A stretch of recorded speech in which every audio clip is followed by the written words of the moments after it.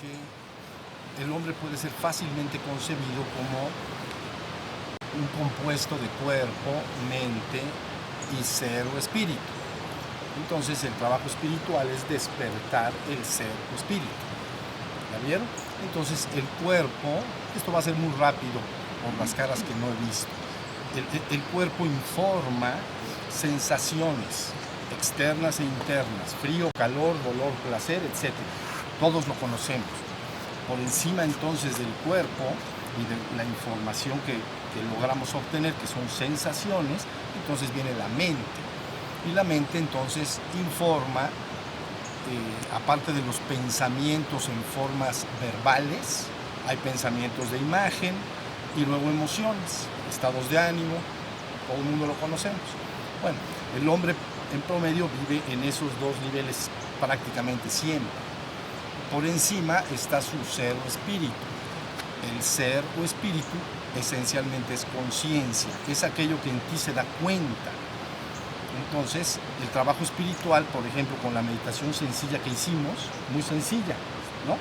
Lo que estamos tratando al cerrar los párpados y estar atentos o conscientes de los sonidos, del cuerpo, lo que estamos logrando es despertar esa conciencia, ser o espíritu. ¿Ya vieron? Y entonces ahí podemos darnos cuenta de lo que aparece en el exterior, como todo lo percibido alrededor, como sonidos, el calor en la piel, etc. ¿Ya vieron? Y luego sensaciones internas también, luego externas, internas. Luego puedo tener información de las emociones que tengo. También me informo si los pensamientos se están moviendo y me distraigo de un lado para otro, o me voy a la luna. Y encima de ese estado entonces está el ser. Entonces en meditación yo, al estar atento de los sonidos exteriores, también estoy atento del cuerpo, y si aparece algo en mi mente como emociones y pensamientos, no debo de tratar de detenerlos, nada más observarlos, pasan, y entonces sigo atento, sigo en conciencia, porque esa conciencia es tu ser o espíritu. El objetivo es que al salir de la meditación esa conciencia esté. ¿Ya vieron? Estoy alerta, atento, vigilante, estoy como observador, como testigo. ¿Ya vieron? Conciencia es darse cuenta.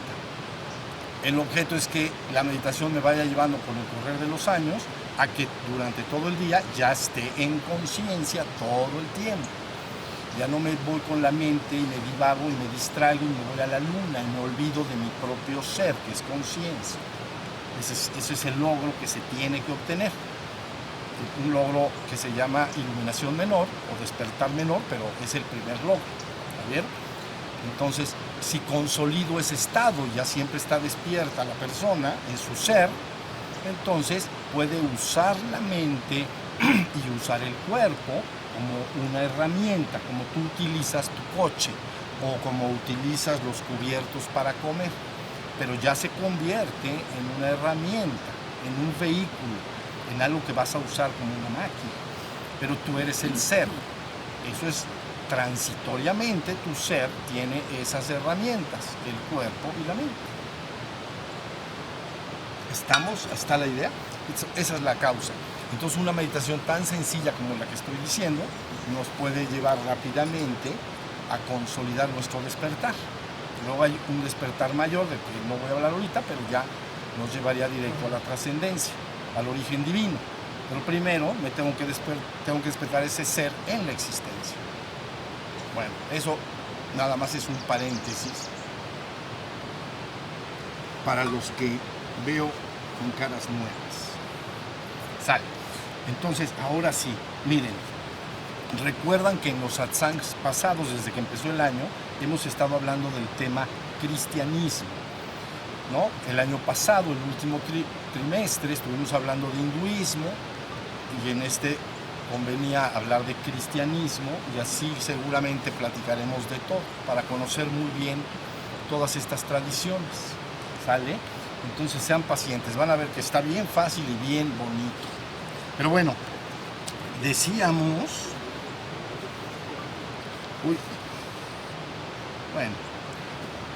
Decíamos decíamos la vez pasada que el cristiano... Voy a repetir un poquito lo que he dicho en las oportunidades pasadas para empezar con este. El tema es cristianismo. Ahora nos toca hablar sobre los hechos de Cristo. Ya hablamos de los dichos, vamos a hablar de los hechos, pero ahorita voy a explicar esto para que se entienda bien. Mire, el cristianismo entonces está incrustado dentro de una tradición que se llama judeocristiana. Entonces, lo que esencialmente dice al principio en forma de mitología, etcétera, lo que está diciendo esta tradición judeocristiana, ahorita van a entender por qué me estoy refiriendo a la palabra judeocristiana. Lo que dice esencialmente es que nosotros podríamos imaginar una línea que separa la trascendencia o la divinidad, la trascendencia, vamos a decir, de la existencia.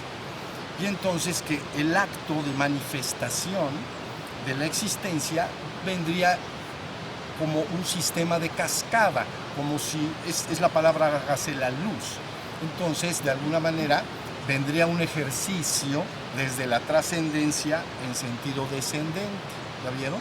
Y entonces aparecería primero los niveles espirituales o invisibles y luego los materiales.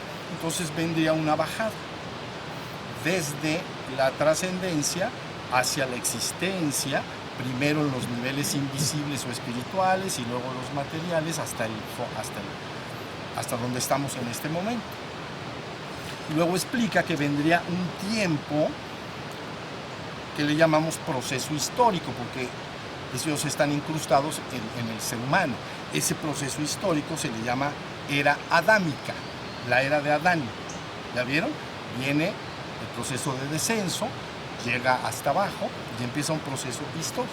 Ya expliqué y no voy a repetir que ese proceso histórico bajo cierta óptica se puede explicar como un paquete de tiempo de 7,000 años, desde Adán hasta el fin, ¿ok? Es un proceso histórico. Entonces, recuerden que cuando dije de Adán, deben de entender que la tradición judeocristiana bebe o se nutre de la tradición de Mesopotamia, de Sumeria, pues, de Mesopotamia.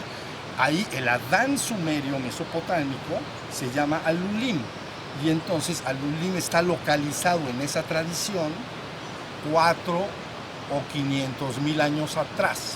El primer patriarca, Alulim, está localizado en esa tradición 400 o 500,000 años atrás. ¿Ya vieron? Se llama Alulim, es el primer patriarca de la tradición mesopotámica. Pero la tradición judeocristiana bebe de estas raíces y hace una especie de adaptación, vamos a decir. Entonces, localiza al Adán, quiere decir hombre, pues. Entonces, localiza a Adán, realmente está muy bien ubicado 6,000 años atrás, 4,000 años antes de Cristo. Ahí está localizado, ahí empieza el paquete. ¿Ya vieron? Entonces lleva 4,000, ya expliqué y no voy a repetir todo lo que he dicho anteriormente, pero empieza hace 6,000 años, ¿no? Avanza 4,000 y llega Jesús, pues ya es tradición judeo-cristiana, lo anterior es judío, llega Cristo, Jesús, hace 2,000 años, ya transcurrieron otros 2, ya llevamos 6, 4 antes, llega Cristo y ya llevamos 2,000 años más, ¿ya vieron? Y entonces ahí estamos localizados. Luego vendría el llamado milenio, tiempos postreros, y luego viene el regreso, porque la operación que explica la tradición judeocristiana y concuerda con todas las tradiciones espirituales importantes del mundo, es que todo se manifiesta y luego se reabsorbe, y por eso he insistido una y otra vez en el juego del yo-yo, ¿ok? El yo-yo baja, el yo-yo sube, el yo-yo baja y el yo-yo sube. Este es un paquetito de 7,000 años del que está hablando la tradición judeocristiana, ¿sabes? Es yo-yo baja, viene la manifestación hasta el reino material, aparece Adán. Bueno, era adámica, pues. Se queda el yo-yo patinando abajo, le llaman patinando, 7,000 años. Y luego viene el fin, hay que recogerlo todo. ¿Ya vieron? Esa es la idea. Ahora, la idea de esto es que una vez que viene en este proceso, se esperaba la palabra del Mesías, vamos a decir, para decir cómo nos debemos y podemos regresar. O sea, ya como si el yo-yo baja, se queda patinando, pero ya no sabe cómo regresar. Eso es la idea, ¿ya vieron? Ya se quedó patinando. Entonces está esperando la palabra, se está esperando la buena nueva. Y entonces en la tradición judio-cristiana es Jesús el que es aceptado por el cristianismo posterior, no los judíos, como la palabra correcta y adecuada para regresar al Padre, ¿no? Entonces está sencillito, porque la raya que dijimos originalmente, arriba le dices el Padre y abajo se le llama normalmente el mundo, y se le llama obscuridad, tinieblas, y entonces el hombre tiene que vencer la obscuridad del mundo y regresar al Padre. Ahora sí, ya hasta ahí va la cosa, pero eso se dijo hace 2000 años, sigue habiendo otros, ya pasaron 2000, y ahorita a ver qué va a pasar. ¿Ya vieron? Buenísimo. Bueno, eso es lo que lo dijimos de manera muy detallada la vez pasada. Ahora fíjense, cuando viene esta palabra con Cristo, entonces lo que se estudia básicamente siempre se llama vida y obra, pero nosotros lo podemos entender como los dichos y los hechos, ¿no? De los dichos hablamos en la vez pasada, todo lo que dijo, y entonces hagan de cuenta que todo lo que dijo se recogieron en unos documentos, esto es nada más para entender muy bien, se recogieron en unos documentos que se llamaron Buenas Nuevas o Buenas Noticias, evangelios. Muchos salieron, ¿ya se entendió? Pero con el correr del tiempo quedaron divididos en dos. Ahorita voy a explicar por qué. Unos se llaman evangelios apócrifos y otros canónicos. Es que es un detalle, pero es importante. Apócrifo, la gente ahorita lo entiende como falso, como que no vale, como que está falsificado. Pero no quiere decir esa palabra en latín. Apócrifo quiere decir palabra oscura o de difícil comprensión y entendimiento. Entonces resulta compleja. ¿Ya vieron? Entonces lo que termina siendo la tradición cristiana es que todos esos documentos complejos de comprensión de lo que dijo quedaron excluidos y con el tiempo se llamaron apócrifos. ¿Ya vieron? No porque nos valen o porque nos sirvan o porque sean engañosos o falsos, difícil comprensión. Y entonces quedaron canónicos. Esos es lo que se preserva para la tradición cristiana. Es lo que está pues en la Biblia, los 4 evangelios de la Biblia. Los 3 primeros se llaman sinópticos porque francamente se copió uno del otro. ¿Ya vieron? Si uno los pone así en corrido, están escribiendo lo mismo. Pero se llaman sinópticos, están copiados uno de los otros. Y el cuarto se llama el de Juan, que es más complejo, pero finalmente logra dar una enseñanza, estos 4 evangelios, una enseñanza muy simple, una enseñanza didáctica muy simple para separar la verdad de la ilusión. Ya lo dijimos la vez pasada. La verdad de el Padre del mundo y la existencia. Entonces, todas sus palabras, eso lo vimos la vez pasada, están encaminadas a que la persona se le dice, yo no soy del mundo, yo soy de arriba. Entonces, y hace estas separaciones como una enseñanza didáctica muy simple entre la verdad y la ilusión, o entre lo divino y la existencia, o la trascendencia y la existencia. ¿Sí me estoy explicando? Es muy sencillo. Eso fue lo que se guardó ahí para que fuera una enseñanza didáctica, clara, simple y muy sencilla. Si me dices, resúmela en una frase, entonces sería, mi reino no es de este mundo, mi reino es el reino del Padre. Entonces ya hizo la raya, ¿ya vieron? No es este mundo, es la del Padre. ¿Sí me estoy explicando? Y eso se llama, la tradición cristiana dice, Cristo abrió el camino de salvación, porque señaló hacia dónde había que ir. Eso es todo. Luego dijo que regresaba, ¿no? Esa misma conciencia tiene que regresar al fin de los tiempos, en el último milenio. Pero bueno, por eso se dice, abrió camino de salvación. ¿Me están siguiendo hasta ahorita? Esto es muy sencillo. ¿Por qué abrió el camino de salvación? Porque señaló hacia dónde. y que se podría resumir, ahorita no entraré en detalles como lo hicimos anteriormente, mi reino no es de este mundo, mi reino es el reino del Padre. Entonces debemos regresar al Padre. Esa es la palabra que se dio. Esos fueron sus dichos, conservados en los evangelios canónicos. ¿Ya vieron? Entonces ya está muy claro. Está el hombre en la existencia, pero este no es un reino verdadero y eterno. Debe buscar remontar el proceso de caída o descenso, remontarlo y regresar. Es decir, el yo-yo debe regresar finalmente. ¿Ya vieron? Entonces, ahí tienen, esos se llaman los dichos. Hasta ahí no debe de haber duda. Hoy vamos a hablar de los hechos. Entonces, fíjense muy bien, cuando se habla de los hechos de Cristo, básicamente se detectan 5 momentos que se consideran importantísimos porque reflejan un sistema de iniciación de lo que se tiene que ir logrando. Todos los seres humanos lo tienen que lograr. Entonces vamos a repasarlos. Eso sí es el tema de hoy, los hechos. Los dichos fue la semana anterior que vinimos y estos son los hechos. Entonces, el primer hecho importantísimo se llama bautismo en Jordán. Fíjense bien. Entonces, baptismo es una palabra que en hebreo, en latín es baptismo. Quiere decir sumergir en agua o zambullir, meter debajo del agua. Remojar, pero más que remojar, es meter abajo. En este sentido, el bautismo es que te ves invadido o saturado o penetrado del Espíritu. Por eso se llama el fuego del Espíritu, el Espíritu Santo en términos cristianos. ¿Ya vieron? Pero fíjense, cuando se habla de este momento, entonces el cristianismo hace un gran énfasis nada más en el fuego sagrado que llamamos descendente. El bautismo vendría de arriba hacia abajo, ahorita lo voy a explicar. Pero también recupera el conocimiento de que también hay un fuego de abajo, de la base del tronco, que debe subir hacia arriba, se llama fuego ascendente.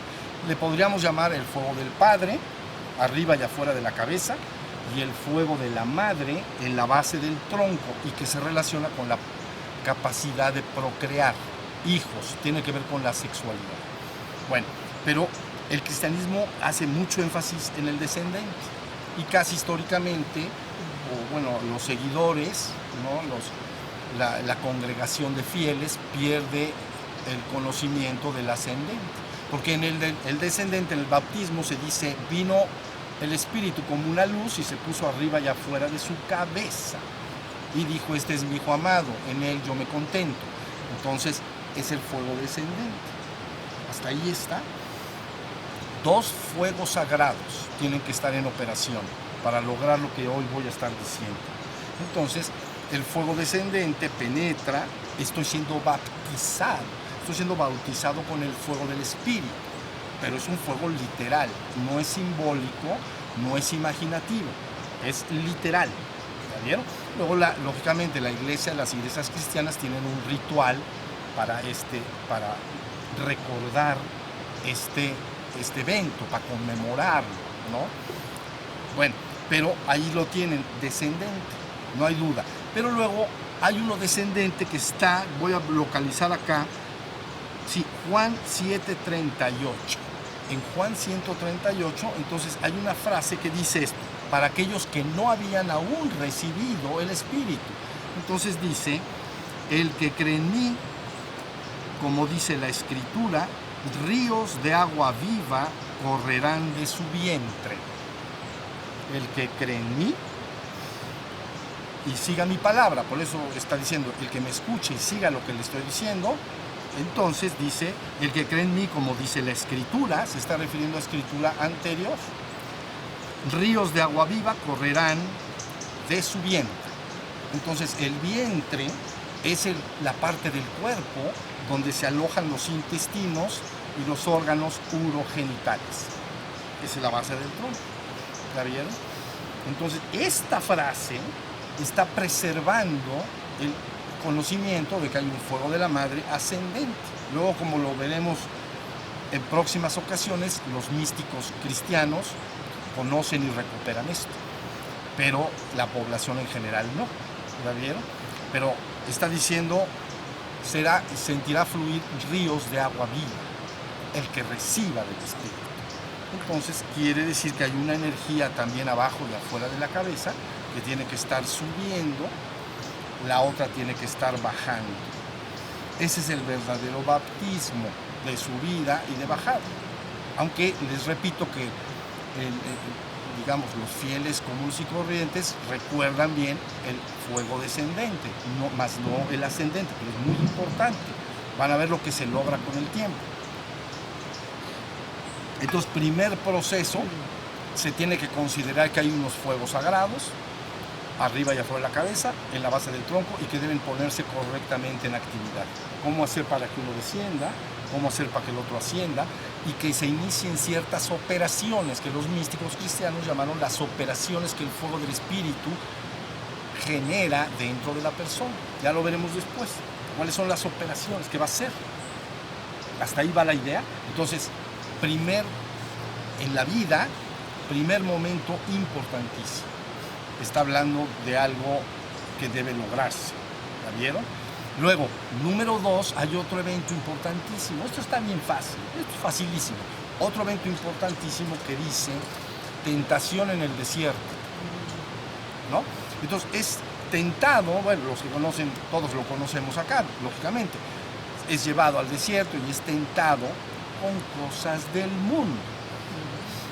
Te daré todas las riquezas del mundo. Te daré todo. Y entonces, ¿esto qué quiere decir? Que cuando estos fuegos empiezan a activarse dentro de la persona, entonces empieza de alguna manera un proceso de purificación y limpieza dentro de la persona.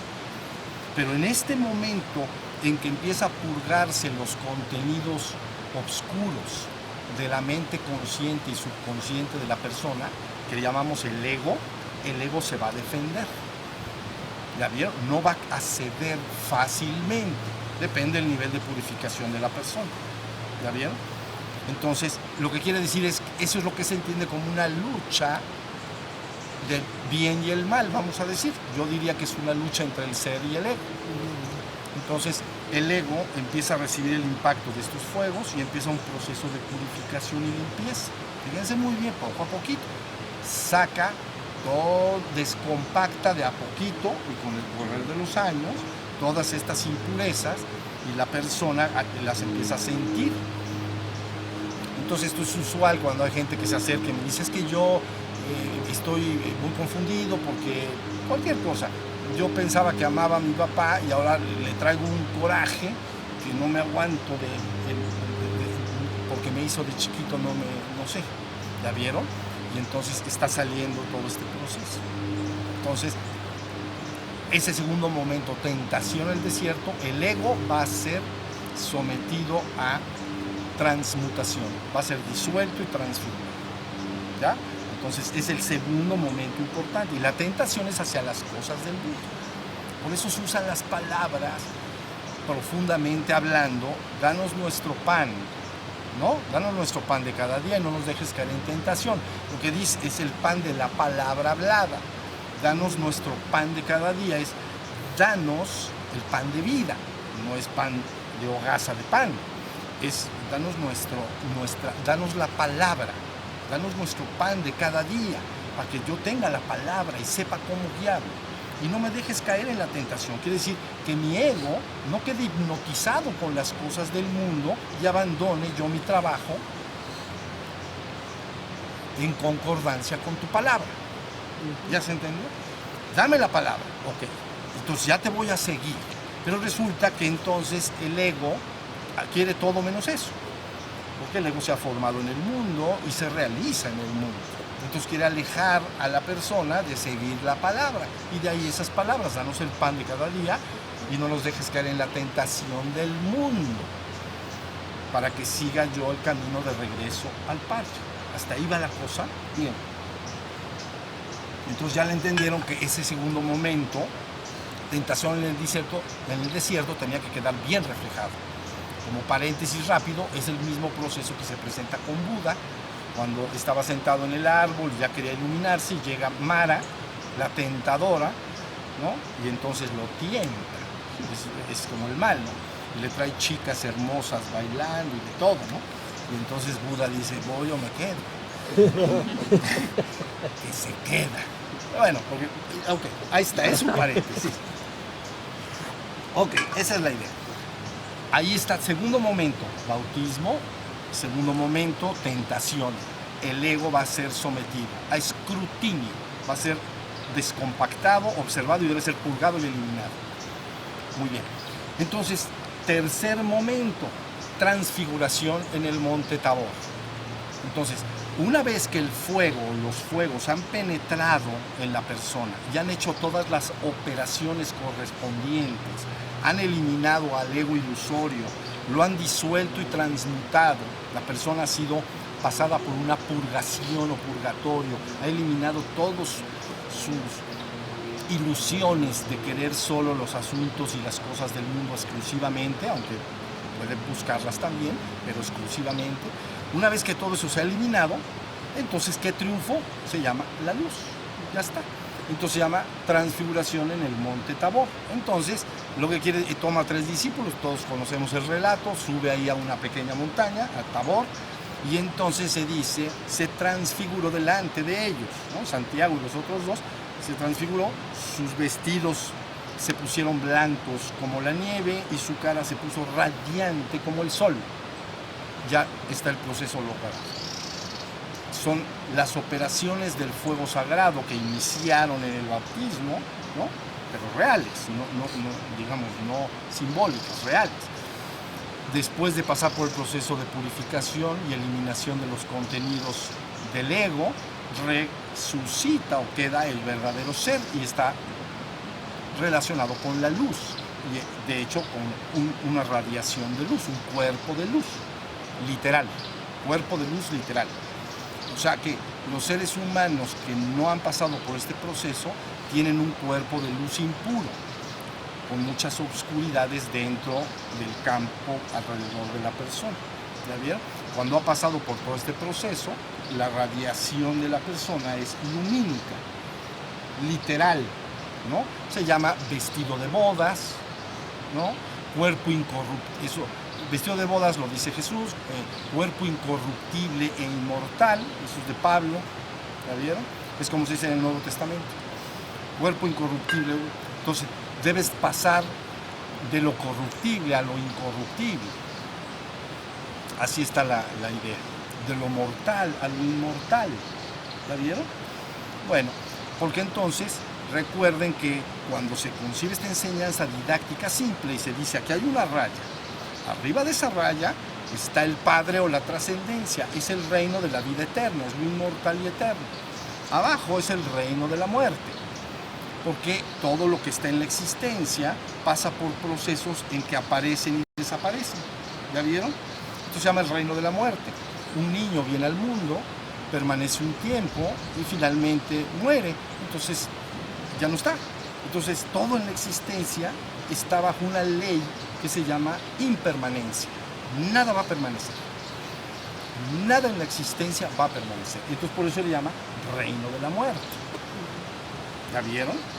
Entonces ahí tienen cómo se hace otra vez la rayita, una raya, la vida eterna y la muerte.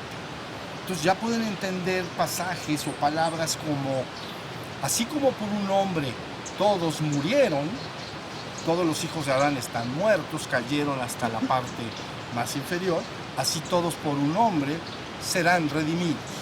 Entonces dice, por Adán todos cayeron, por Cristo todos serán redimidos. ¿Ya vieron? Entonces empiezas a leer la escritura y la vas entendiendo perfectamente, cómo es el reino de los muertos, el reino de los vivos. Entonces, por eso se llama la resurrección de los muertos, ¿no? Porque se le dice a Adán, tú estando en este mundo, te convertiste en un ser mortal, vamos a decir. El hombre aquí en el mundo es mortal. Entonces, de alguna manera, tienes que pasar por un proceso para recuperar la vida eterna. Pero aquí el asunto es cómo recuperar. Ya dije yo anteriormente cuáles eran sus dichos y luego cuáles son ahora sus hechos. Ya estamos hablando de fuegos sagrados, operando dentro de la persona, del iniciado. ¿Ya? Entonces, ya no hay duda, ¿no? Transfiguración en el monte Tabor. Bueno, pero sigue pasando, ese ser todavía está en el mundo. ¿Ya vieron? Pero pasa por otro proceso más poderoso, la operación de los fuegos, que se llama crucifixión, muerte y resurrección de Cristo. Entonces, es un proceso en el cual, fíjense, crucifixión, muerte y resurrección. Quiere decir que hasta la última parte del ser humano será sometida al proceso de estos fuegos hasta que muera toda la parte humana. Entonces, resurrección de Cristo. Muere el hombre, resucita Cristo. Si se está entendiendo, por eso es un símbolo para describir que algo va a morir. Va a morir el hombre viejo. Tiene que surgir el hombre nuevo. Todas esas palabras lo que están indicando es que hay una parte, lo humano debe de ser completamente transmutado hacia su parte inmortal. Entonces, por eso dice crucifixión, pero se crucifica el hombre. Muerte, muere el hombre. Y luego viene resurrección. Esto en la tradición, cuando se ha dado este proceso de resurrección de Cristo, entonces esta resurrección que implica que los fuegos operantes han llegado a tal punto de impacto sobre el cuerpo de la persona que se transmuta en un cuerpo conocido como cuerpo glorificado o ascendido. Cuerpo glorificado o ascendido. No sometido a la vejez, a la enfermedad ni a la muerte. Todavía ese tiene que regresar al Padre, pero así es como se conocen las tradiciones, ¿no? Cuerpo de gloria, cuerpo glorificado. Entonces, en la tradición, ahí es donde ustedes están localizando esa resurrección. Por eso se estaba hablando posteriormente en la Escritura, Él dejó de estar, desapareció. En ocasiones aparecía, pero luego desaparecía. Entonces ya no es un cuerpo físico corruptible sometido a la muerte. Ya ha sido levantado por los fuegos, transmutado y ascendido. ¿Me estoy explicando? Quiere decir que si entendieras que el agua puede estar en 3 estados, el hielo sería tu cuerpo. Pero si le metes calor de los fuegos, lo conviertes en líquido, ¿no? Y ya estaría como transfigurado. Pero luego todavía le metes más calor, entonces del líquido lo pasas a gas. ¿Ya vieron? Entonces tú ves el hielo, si lo ves, pero le metemos calor, se convierte en agua. Todavía lo veo y anda, pero si lo veo, pues está en la forma de agua, pues. Pero si le meto más fuego, ¿qué va a pasar? Bueno, se pasa a gas. Entonces ya no lo puedes ver. ¿Ya entendieron? Esto es lo que exactamente se está explicando. Estos cuerpos, ahora la física cuántica comprende muy bien que las partículas que se perciben están en la existencia, pero que de un momento a otro pueden dejar de estar en la existencia y desaparecer. Ya ahora se comprende mejor. Antes ni idea de esto se tenía. ¿Ya vieron? Pero bueno, ahí tienen la idea de por qué, por ejemplo, ¿qué les puedo decir que nos ayude? En los credos.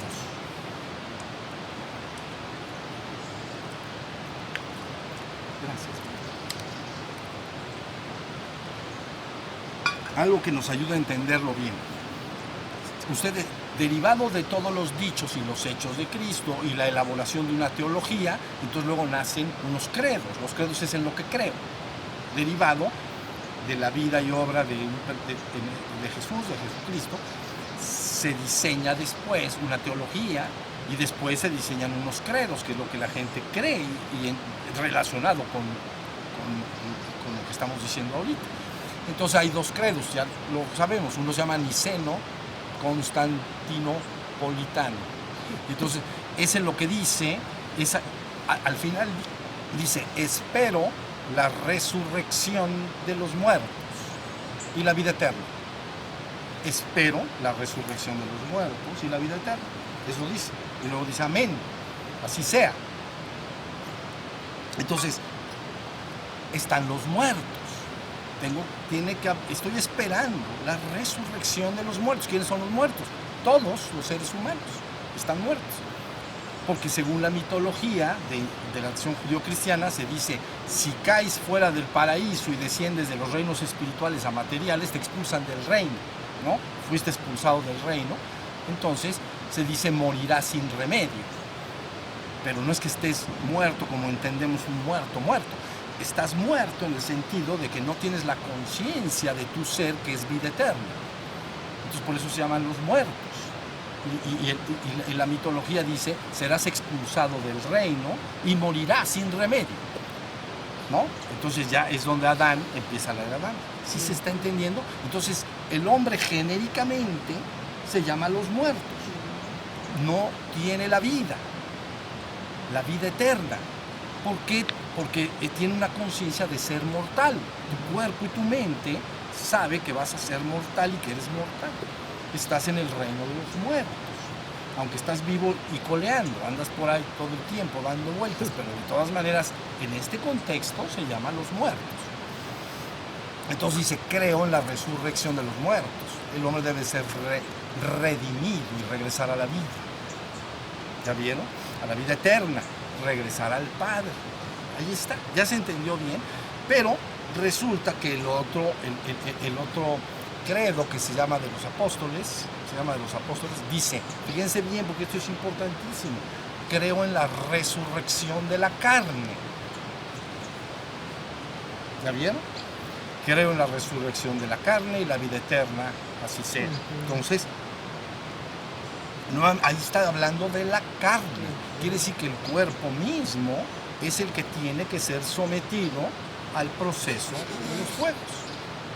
¿Ya vieron? Para que esa carne resucite y se transfigure y transmute en lo que se conoce un cuerpo glorificado, un cuerpo de gloria, que ya puede estar en el cielo, pues, un cuerpo de gloria, o un cuerpo ascendido, como si dijeras el agua, ¿no? Ya lo repetí, el hielo, le metemos fuego, lo convertimos en agua, le seguimos metiendo fuego, lo convertimos en gas. Entonces ya algo material lo hiciste inmaterial, vamos a decir, en el ejemplo que estoy dando, ¿ya bien? Ya pasó de materia a espíritu. Ahora sí le están entendiendo. Esto está facilito. La cosa es saber cómo se le hace después para que este proceso se lleve a cabo. Ya se tiene. Entonces ya estamos hasta en la resurrección de Cristo, y que en la palabra que está escrita en estos canónicos, entonces está diciendo, ya no dice, Él venía y entraba, ¿no? Decía, estábamos en una casa encerrada, todos, y aparecía entre nosotros. Hablaba y luego desaparecía de entre nosotros. No decía, tocó la puerta, ¿qué pasó? Ya llegaste, pues órale, pasa. No decía eso. La Escritura no dice, está dando un símbolo que es bien profundo, vidas mías, de que el cuerpo ha sido transfigurado y llevado a otro nivel de realidad. ¿Estamos? Y que entonces ahora puede aparecer y luego puede desaparecer, como las partículas que les estoy diciendo. ¿Sale? Bueno, pues ahí está, hasta el cuarto momento. Crucifixión, muerte y resurrección. Pero luego viene la última de todas, ascensión final en Betania, ¿no? Es el último evento, su desaparición última. Entonces quiere decir que en ese momento, el relato todos lo conocemos, está platicando con todos, desciende, fíjense muy bien, desciende una especie de energía lumínica, lo toma y lo arrebata de entre todos. Y entonces desaparece completamente de la capacidad visual física. Entonces ha sido asunto terminado, porque ya asumido, pues asunto. Entonces ya es su último momento, que tiene que quedar el símbolo, ascensión final. Promesa de regresar, sí, pero finalmente ya en esa vida, ¿no? Cristo o Jesús o Jesucristo, como ustedes le quieran llamar, ya sea por separado o junto, pero bueno, pasa por estos hechos. Eso es mucho. Lo que estoy diciendo es mucho, no es poco. ¿Ya vieron? Y tenemos, para terminar, y a lo mejor alguien quiere hacer alguna pregunta, tómense en cuenta que en las tradiciones de Oriente, hinduismo y budismo, se prefiere y se trabaja mucho más con los fuegos ascendentes de la madre, con el trabajo que ahora conocen como Kundalini Yoga y cosas por el estilo. ¿Ya vieron? Trabajo de energía ascendente. En el hinduismo prácticamente de manera declarada. En el budismo se conoce, también se habla del asunto del descenso del fuego. En el taoísmo también se habla, pero muy preferentemente Oriente lo podríamos calificar como la palabra revelada del fuego de la madre que debe ser ascendido, porque es finalmente el que va a transmutar todo. ¿Ya vieron? Y con el cristianismo, entonces se hace un gran énfasis en el fuego descendente. Y entonces ahí tenemos los dos fuegos. Y si está preservado, como les acabo de leer aquí que dice Juan 7:38, cómo se tiene que experimentar ríos de agua viva, un flujo de energía que es literal y se despierta. Y que las personas que hacen su trabajo espiritual formalmente, entonces empiezan a experimentarlo como un fuego viviente, como una energía real, que empieza a veces en algunos discípulos, no en todos, pero en casi la mayoría, lo somete a movimiento, la persona empieza a sentir movimiento y cosas, quiere decir que el fuego ya está subido. ¿Está bien? Entonces el fuego empieza a hacer sus operaciones. El objetivo del fuego de la base es subir y finalmente salir por la coronilla. Ahí arriba de la coronilla, aunque ya no voy a penetrar a tanto, entonces se habla de lengua de Pentecostés, ¿verdad? Y acá el ojo, la lámpara del cuerpo. Y de ahí vas a más, hay mucho más. Entonces, corona de gloria. El fuego ha subido y crea una radiación lumínica que se llama corona de gloria. Por eso, dice la Escritura, por eso, aquellos que hayan triunfado, se les dará una corona de gloria. De gloria. Cuando se habla gloria, se habla de lo divino, ¿entienden? Abajo en la existencia se dice dicha, paz, amor, felicidad, armonía. Eso es existencial, son atributos existenciales. Cuando se dice gloria, es directamente el Padre. Bueno, la trascendencia, lo divino, ¿la vieron? Entonces al triunfador, a los triunfadores se les dará una corona de gloria. Y entonces ahora ya entendieron un poquito más las operaciones que este fuego al ascender logra, y que deben de saber que estos dos fuegos, y con esto termino, estos dos fuegos de alguna medida se llaman mutuamente, como las polaridades aquí en la existencia se llaman mutuamente, ¿no? El protón atrae un electrón, uno es positivo y el otro es negativo, pero un protón a otro protón lo aleja, ¿ya vieron? Cargas opuestas se atraen, ¿ya vieron? Entonces, de la mismita manera, si fuego de la madre sube, empieza a descender más fuego del Padre. Si fuego del Padre desciende, empieza a levantarse más fuego de la madre. ¿Ya estamos? Entonces, hasta ahí están las cosas con los hechos de Cristo. Y entonces, es una bendición que contemos 2000 años después con esta información bien entendida. Claro. Y sobre todo, como lo haremos acá poco a poco, entender que este conocimiento y esta información está en todas las tradiciones espirituales importantes del mundo y dicen esencialmente lo mismo. Entonces tendremos un solo camino para nuestro séptimo milenio. ¿La vieron? Así son las cosas. Actualmente vendrá una palabra tan clara, precisa y contundente que demuestre que todas esas tradiciones dicen lo mismo y que es lo que tiene que hacer el ser humano. Tiene que pasar de la muerte a la vida. Eso se relaciona con que estás dormido espiritualmente. Tómese en cuenta que en Oriente, en el budismo, por ejemplo, la palabra cuando el hombre no está espiritualmente despierto se le llama dormido. Y cuando despierta se le llama despierto, está dormido y despierto. Por eso Buda quiere decir despierto. ¿La vieron? ¿Tú quién eres? Y dijo, yo soy Buda. Yo soy Buda, yo soy despierto. Dando a entender que los hombres es igual, los hombres son iguales. Pero él dice, yo soy despierto. Todos los hombres son dormidos. ¿Ya se entendió? Bueno, pues eso es en Oriente. Pero en Occidente, entonces, se prefiere la palabra muertos y resurrección de los muertos. ¿Ya? El hombre vive en su ego, es decir, cuando digo ego no es despectivo, nada más. Ego en español quiere decir yo. Bueno, es que es del latín, ego, y en español es yo. Pero yo como centro psicofísico, mi cuerpo y mi mente, psicofísico, mi cuerpo y mi mente, centro psicofísico. El hombre en el mundo es un ego, un centro psicofísico que está identificado con su cuerpo y su mente. ¿La vieron? Eso es. Y entonces tienes que lograr que la persona despierte a su verdadero ser. Entonces por eso se llama muertos, resurrección de los muertos. Y se asocia la muerte contra la vida. ¿Ya estamos? Ahí está todo. Ascensión entonces final en Bretaña, como estaba yo diciendo, quinta iniciación, y ya queda la lección perfectamente clara.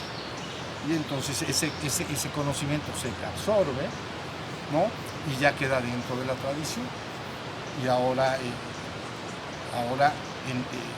en este momento, como ya se cumplieron, el paquete es de 7.000 años, ya se cumplieron 6.000, empieza, ya de esto no voy a hablar, el último milenio. Y el último milenio entonces se llama tiempos postreros, ya lo hemos dicho, apocalipsis le dicen también, revelación, porque tiene que venir la palabra, ¿no? Se habla de primera venida, hace 2.000 años, segunda venida, de la palabra. Porque se dice, en la primera venida abrió el camino de salvación, dijo cómo, a dónde ir. ¿No? Yo no soy del mundo, debemos ir del mundo al Padre. ¿No? Esto no es mi reino, el mundo no es mi reino es el del Padre. Entonces ya abrió el camino de salvación. Pero se dice, en su segunda venida de la palabra, tiene que terminar de revelar y consumar su obra redentora. Eso es lo que está dicho en esta tradición. Una vez, y esto es en el séptimo milenio, en los tiempos postreros. Entonces se revela la nueva palabra para terminar de revelar y consumar su obra redentora. Redentora viene de redimere, retomar a la humanidad y regresarla al Padre. ¿Ya vieron? Entonces logra esta lucha entre el ego y el ser, a principios de este milenio en el que estamos ahorita, triunfa el ser, se despierta la humanidad y luego hay un gobierno de 1.000 años y luego se dice el fin. Y todos tienen que regresar al Padre. Los que quieren, pero van a querer todos. Entonces ahí está. ¿Ya se entendió? Bueno, pero más adelante, en las próximas oportunidades, hablaremos de qué sucedió con los seguidores de Cristo, que yo llamo los místicos principalmente. Tomaron esta palabra, estos dichos y estos hechos, y entonces, ¿qué hicieron? De eso hablaremos en la próxima oportunidad. Cómo quisieron superar el mundo y regresar al Padre. ¿Qué hicieron? Y cómo lo dejaron explicado y dicho. Yo se los voy a explicar. Facilito está, más adelante, ¿no? Y finalmente hablaremos de ese último milenio, que es muy importante, porque está la humanidad inmersa en el inicio de ese milenio.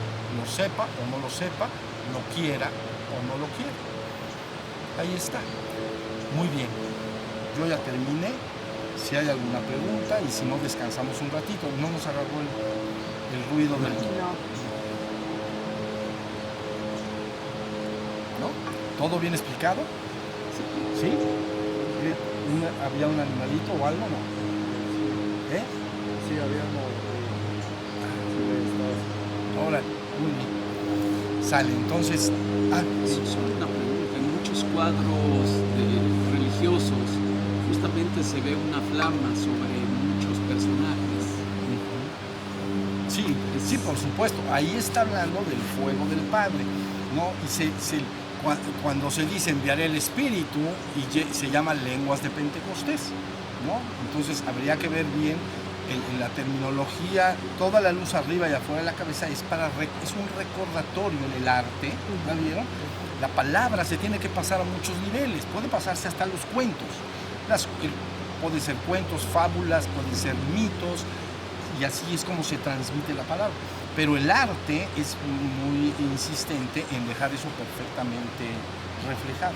Entonces, históricamente se llama lengua de Pentecostés, ¿no? 50 años después de la siembra, ¿no? Me parece, fue la cosecha, el Pentecostés.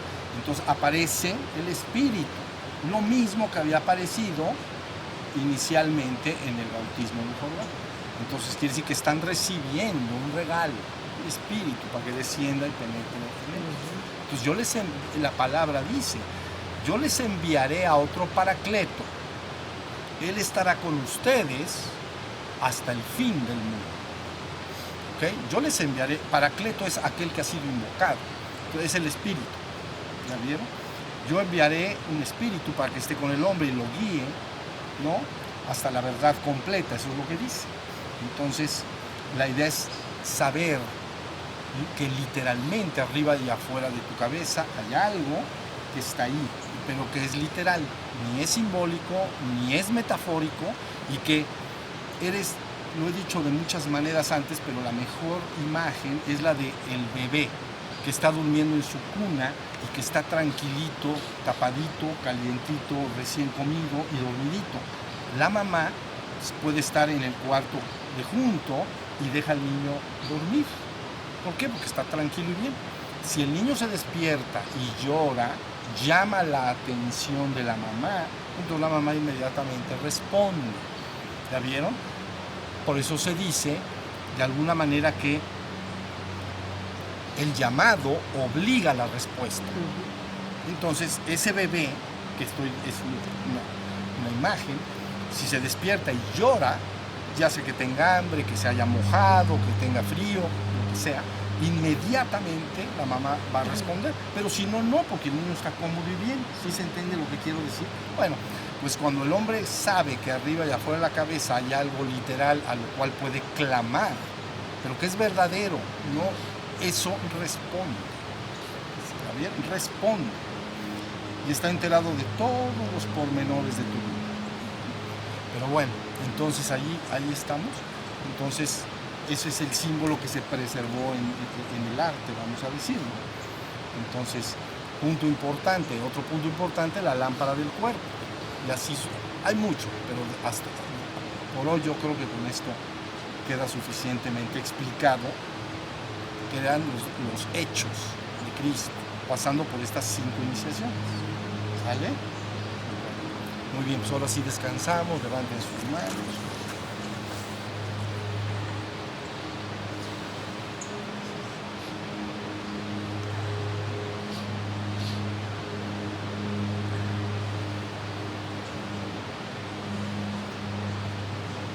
Así te veo mejor, ya ves. Estabas detrás y no te veía.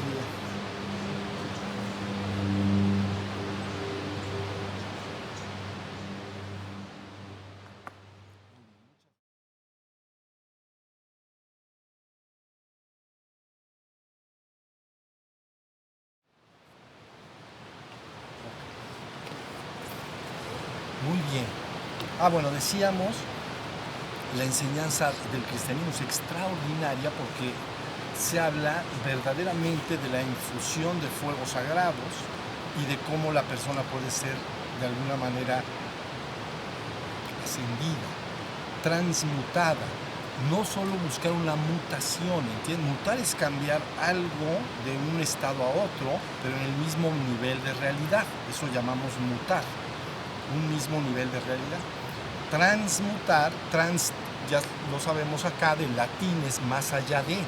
Entonces, transmutar es hacer una mutación, pero no hacia el mismo nivel de realidad, sino hacia una realidad superior. Entonces, es un conocimiento extraordinario y se le llama oficialmente creación del cuerpo de luz, vamos a decir, bien reflejado en la transfiguración. Entonces, ese es el destino de todo hombre, de todos y cada uno de los hijos de Dios. Y nadie lo puede evitar. porque el plan divino no está sometido al fracaso. ¿Ya vieron? Está sometido a un libre albedrío y de esa manera uno puede decidir el tiempo que quiere experimentar una realidad dada. Eso sí, en la existencia, la chispa divina en ti puede decidir cuánto tiempo experimentar cualquier realidad dada. Ahorita la chispa divina con los que estamos hablando, entonces está experimentando el reino humano, pero puede determinar cuánto tiempo se quiere quedar experimentando esa realidad. ¿Ya vieron? Hay el tiempo que quieras, no hay prisa, pero finalmente entonces el proceso de reabsorción es una garantía, vamos a decir, aunque lo puedes posponer, porque digamos que esto sería como muchos yoyos. ¿Ya se entendió? Un yoyo puede ser lo que tú entiendes, tu vida física, veniste al mundo, se bajó el yoyo hasta naciste, hasta los 35 años y luego subiste y ya se subió el yoyo. O un planeta, un sistema solar. ¿Ya vieron lo que estamos diciendo? Entonces, lo importante acá es que tú puedes libremente. Esta palabra libre albedrío se cuida mucho porque ya los que vienen conocen que la palabra albedrío viene de arbitro, que es árbitro o juez. Entonces, libre albedrío quiere decir que cada chispa divina siempre finalmente tiene que decidir lo que quiere experimentar y cuánto tiempo quiere experimentar. Y luego puede decidir libremente cuando quiere avanzar a otro nivel de experimentación. ¿Ya vieron? Bueno, pero lo que yo estoy diciendo ahora es que se puede empujar a la humanidad toda para que se anime. Ya entenderá por qué se puede animar la humanidad toda, para que se anime a buscar una ascensión colectiva. ¿Ya vieron? Estaría buenísimo. Hay muchos que deciden libremente lograr su propia ascensión y remontarse desde el reino humano al reino sobrehumano o espiritual, reinos invisibles, digamos. Es una etapa superior, pero no última, de ahí de regreso al reino divino. ¿Ya vieron? Pero la humanidad puede también colectivamente iniciar un proceso de esta naturaleza. ¿No estaría hermoso, que la gente entendiera la posibilidad que eso implica? Pero tiene que elegirlo libremente. ¿Ya entendieron? Entonces más adelante hablaremos cómo, así como la tradición judío-cristiana está explicando que ahorita empiezan los tiempos posteriores son los tiempos posteriores, los últimos, el último milenio, pero resulta que todas las otras tradiciones espirituales, ya lo veremos cuando hablemos de ese milenio más adelante, todas esas tradiciones espirituales también están afirmando que ahorita se inicia de acuerdo a su tradición. ¿La vieron? Eso está buenísimo, ahora sí ya se sincronizó. Entonces, grupos colectivos grandes pueden animarse y por lo tanto unirse en un espíritu o en una voluntad única, vamos a decir, de ascensión. Entonces, sería tan extraordinario que el hombre no puede imaginar. Un levantamiento humano sería inimaginable. Y entonces el levantamiento va a regiones que se llaman invisibles, ¿no?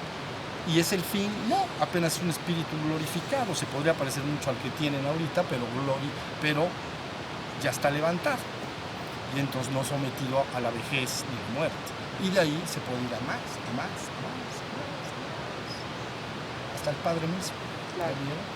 Pero el hacer ese camino de regreso sería glorioso, o sea, invadidos por la dicha, la felicidad, el amor de estar avanzando en ese camino. Entonces ahora lo que se va a buscar, para que si lo sepamos todos, es que la humanidad toda se entere de que todas las aparentes tradiciones espirituales separadas esencialmente dicen lo mismo y que se puede hacer el esfuerzo de manera colectiva. Sería extraordinario, ¿entienden?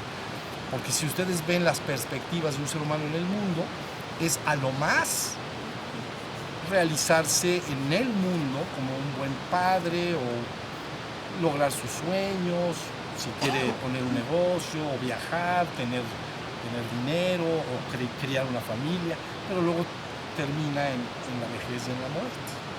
¿Vale?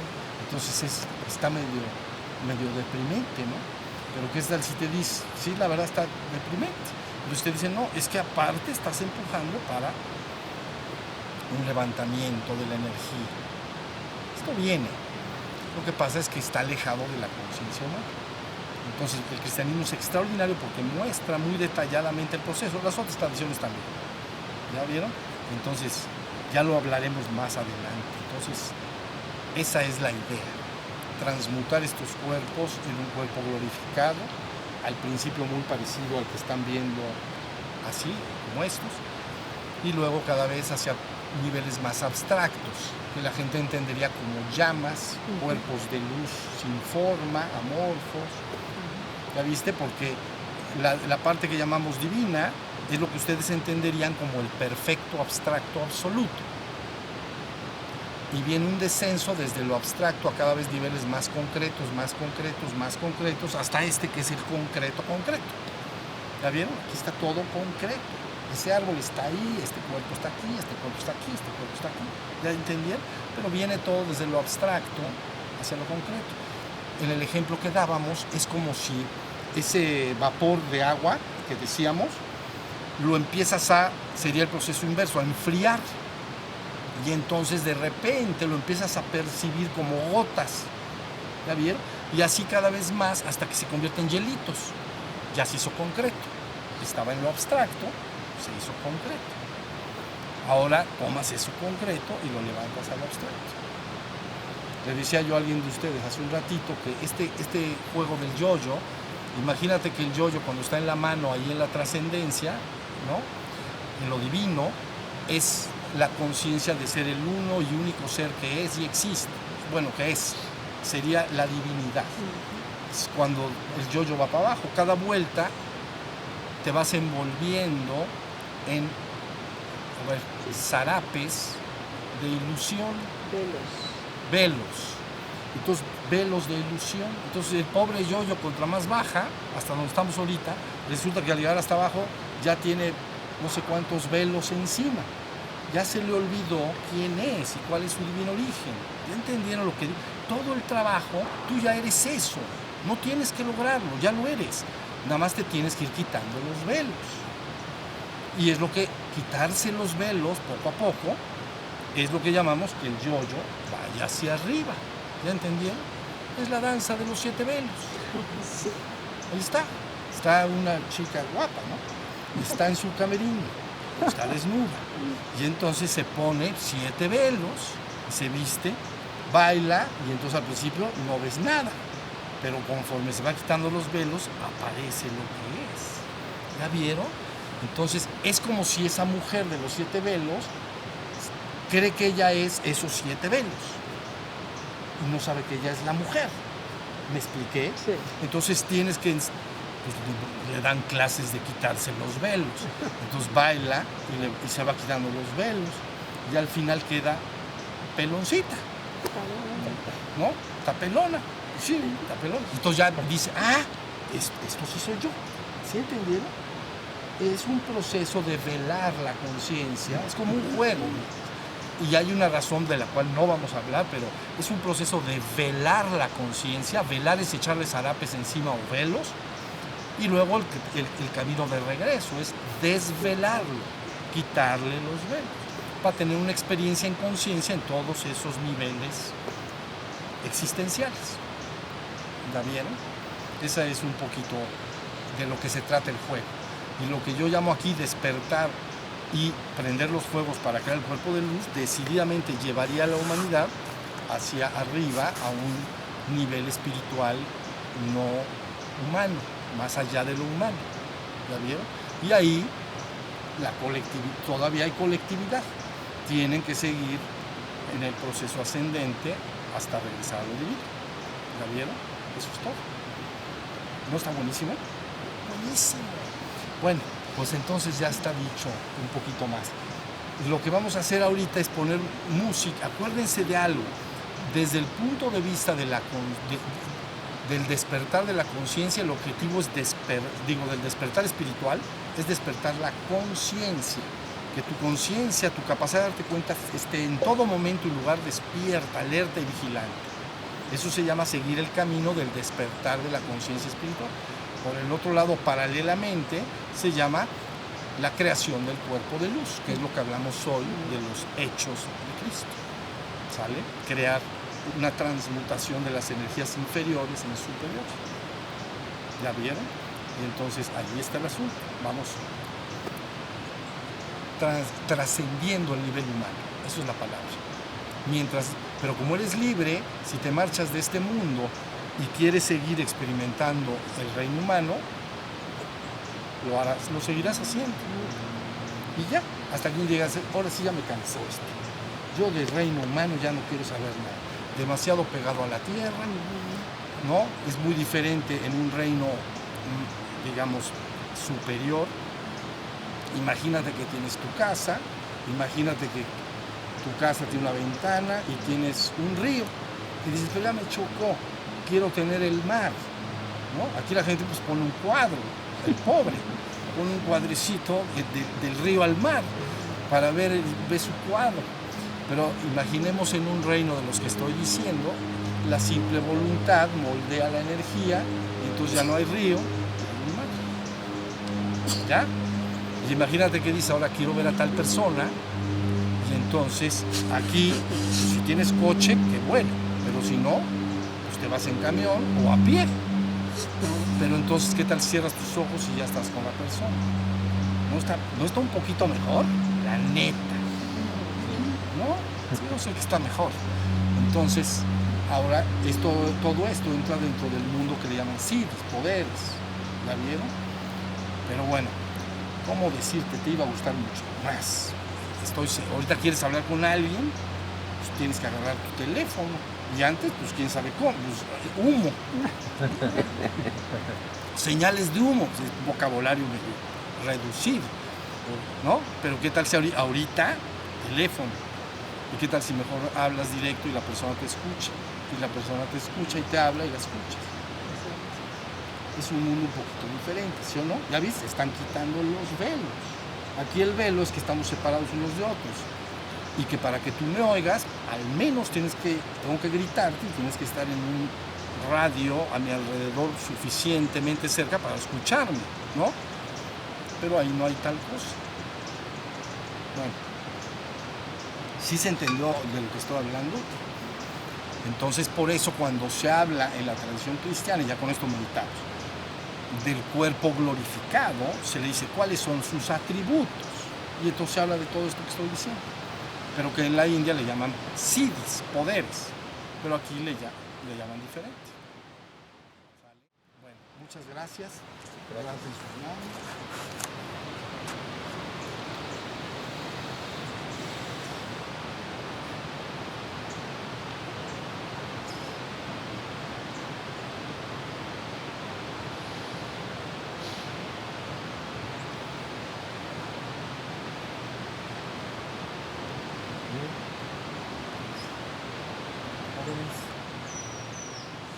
Muchas gracias y entonces nos vemos un poquito.